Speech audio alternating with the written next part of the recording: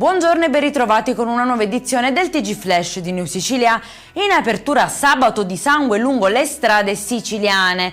2 incidenti mortali hanno scosso la Sicilia. Uno scontro frontale tra un'auto e un pulmino a Calamosche ha provocato la morte di una donna di 45 anni, mentre ad Agrigento, all'uscita della galleria Spinasanta, un uomo di 72 anni è stato travolto mentre era fermo nella propria auto. Convalidato il fermo per tentato omicidio dello straniero 19enne che il 17 settembre scorso ha accoltellato gravemente un connazionale in via Gambino a Catania. Le indagini, supportate da immagini di videosorveglianza, hanno smentito la versione dell'aggressore, che aveva dichiarato di essersi difeso. Il giovane è stato trovato con indumenti ancora sporchi di sangue e un coltello gettato in una grata metallica.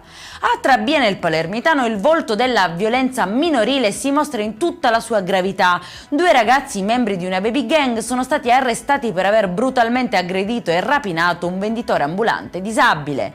E ci spostiamo a Messina per l'ennesimo episodio di violenza in corsia.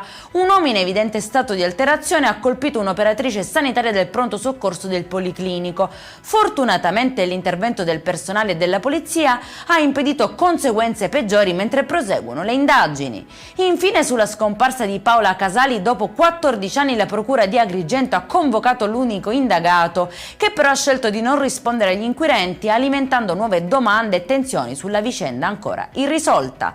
Per questa edizione è tutto, prossimo appuntamento alle 19:30. Buona giornata!